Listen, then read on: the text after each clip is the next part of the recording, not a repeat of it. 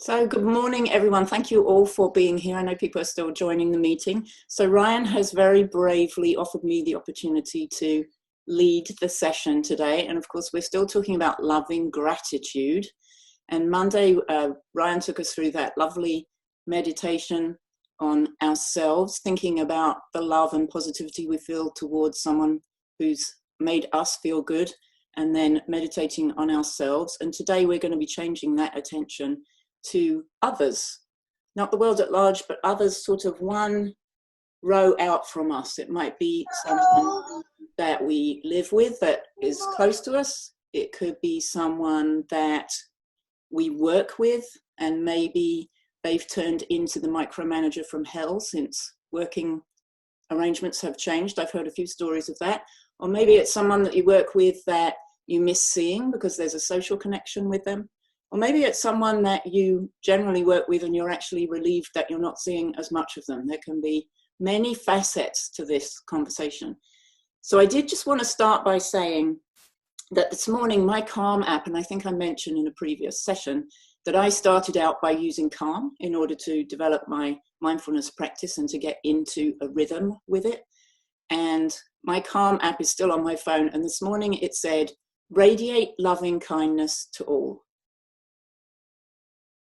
And I thought how timely that was, that should pop up today. I'd have loved it if it had popped up on Friday, because that really will be about all, but today it's about others. And I wanted to start with a strengths story, because of course we always start with our strengths and then we'll go to a meditation. I wanted to start with a strengths story from a client of mine, because it seemed very pertinent to this topic. She was in a group. I do a lot of group coaching. That's my favorite way to coach rather than one-on-one. And we had a group of project managers who came together to talk about some of the challenges around the current working situation, how it's the same, how it's different, how they're surrounded by people who aren't normally around them, and they're not with the people that normally are with them.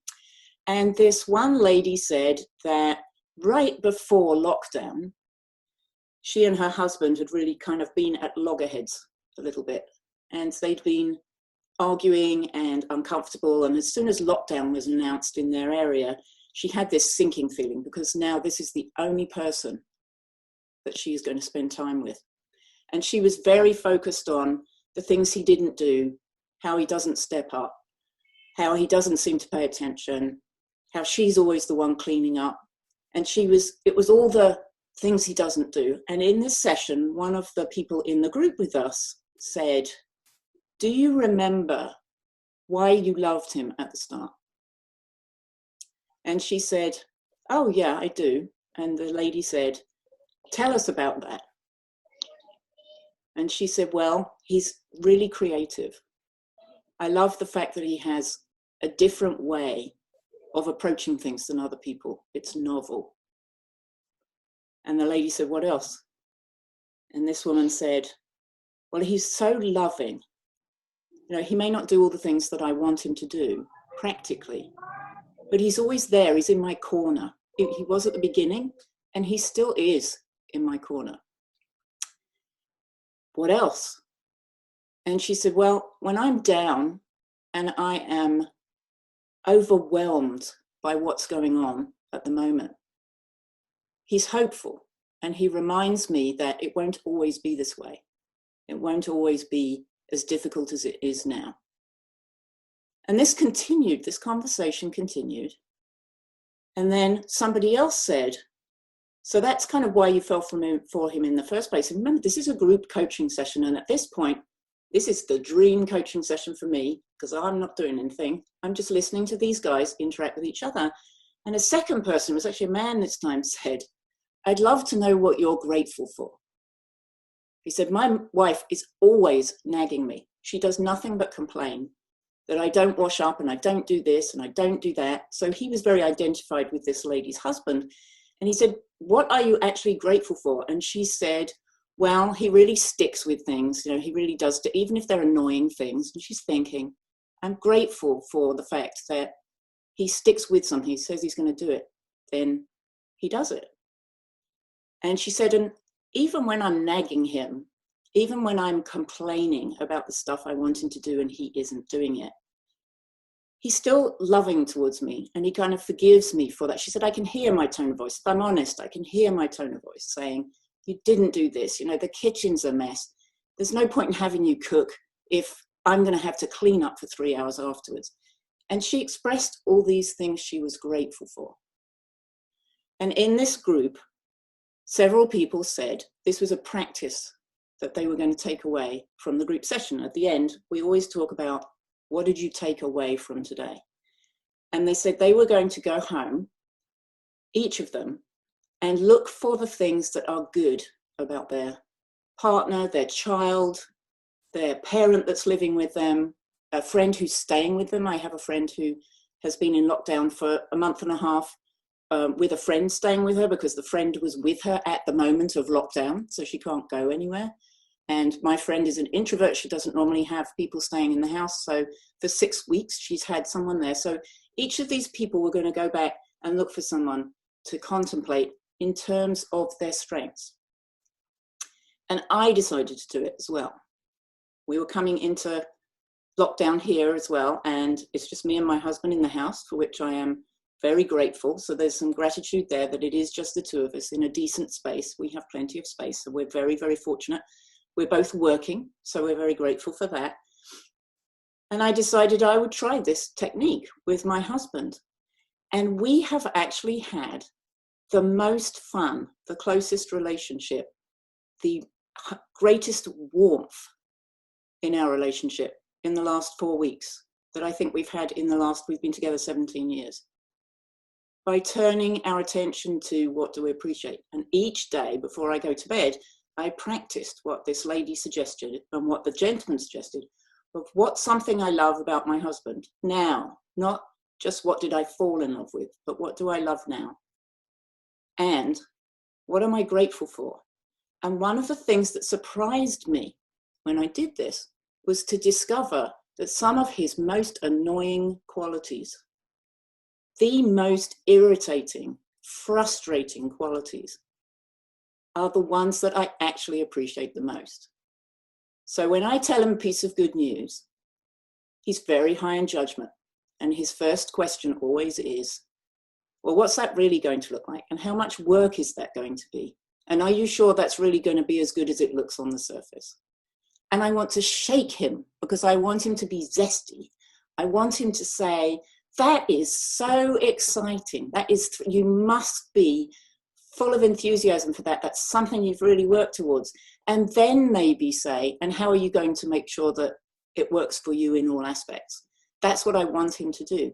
And yet at the same time, a lot of the reasons why I am where I am, part of the reason why I'm even involved in VIA is because my husband has repeatedly and consistently used his very annoying strength of judgment to challenge my thinking.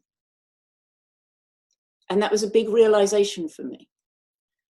And I started to find ways of appreciating those annoying things. So every time he touched a nerve and I was just ready to launch at him, because even with the best will in the world, we are on top of each other here all the time.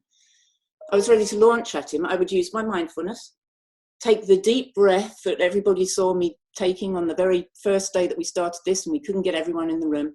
And I'll take a deep breath and I'll think, what's the upside of this behavior? What strength is he using? And why is it good for me and for him? And I have noticed strengths in him that if you had asked me 6 months ago, I probably would have said he's an exception. He doesn't have 24 strengths. He has 18. And here are the 6 that he doesn't have. Well, it turns out he has them. They are there. And they're very often disguised as his annoying, frustrating behavior. And yet they are strengths. And we've even had conversations about how sometimes those strengths are a little bit of a hammer to crack a nut. And because it's a strengths conversation, I've been able to say, I really love that you use your judgment, that you weigh everything, you're very analytical, you look at all of the data points, you don't jump to a conclusion, love all of that. And I just want a little bit of enthusiasm about this exciting piece of news. And he's like, okay. And he's trying. he is trying to, he'll catch himself and he'll say, well, are you really sure that's as good? Well, hold on, let me just say, that's really exciting that you've got to this point. Now, have you really thought about what this is going to entail, how much work it really is? It isn't just an hour to do the webinar, you have to do all the prep and all of that kind of stuff. And it made me realize that even as someone who practices with strengths, coaches people in strengths, I need to be reminded to look for the strengths in the people around me. I need to take that time and focus my attention on what's positive in them. And this has transformed my experience with my husband during this time. And coincidentally, it has transformed his experience because I'm not on him all the time about everything he could be doing, given that we've got plenty of time and we're home all the time and yada, yada. I'm not doing that. I'm focusing on what's going well.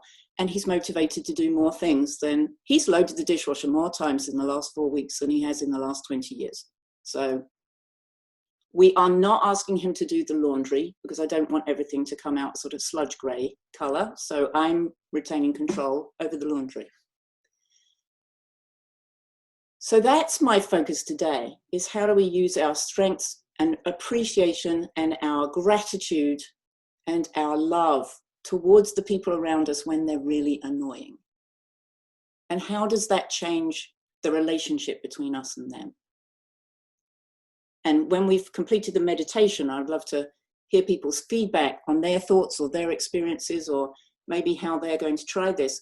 Because one of the things I have seen is people use this with workmates who are annoying. So someone reported to me that her boss, it's an organization that never works from home. They have never set up the capacity for that. When they sent everyone home, they didn't even say to them, do you have what you need? They just said, you're working from home tomorrow, go. And her boss is extremely uncomfortable with people working from home. So he's pinging her multiple times a day and saying, what are you doing? What are you working on? How's it going? When will you have it?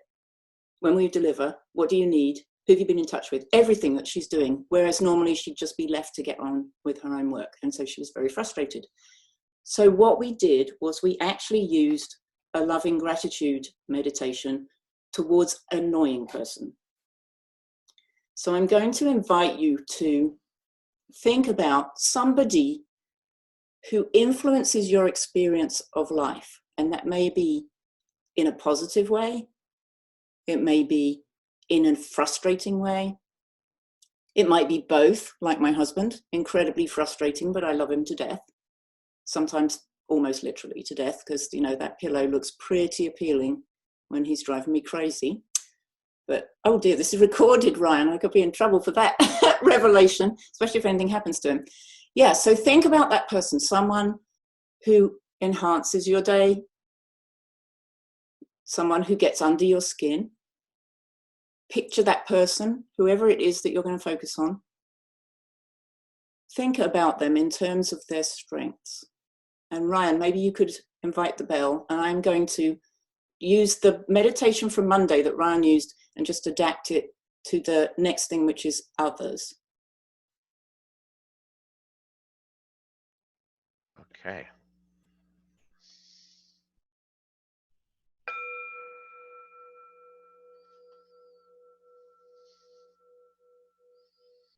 So think about that person.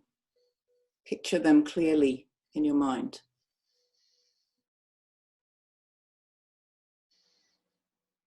Remind yourself of how you feel in their presence.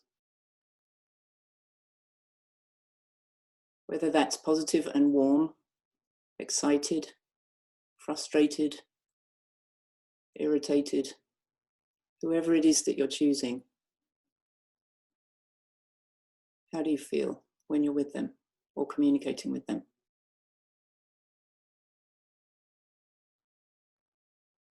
Picture this person clearly and listen to these words, and I will say them twice. May you be filled with loving gratitude. May you be safe from inner and outer dangers. May you be well in body and in mind.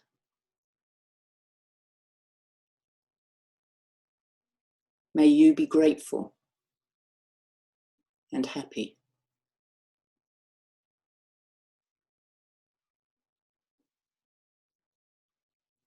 May you be filled with loving gratitude.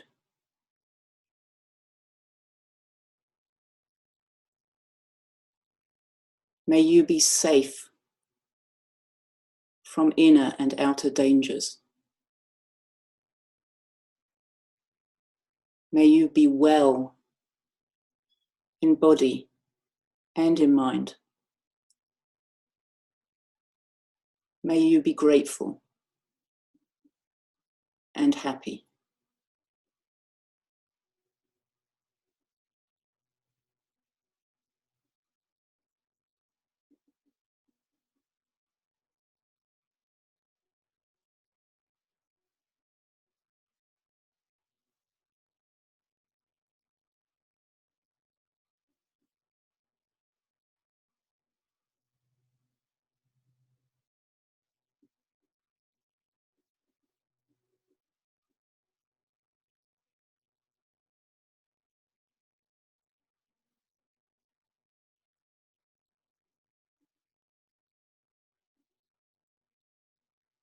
Maybe you could invite the bell, Ryan.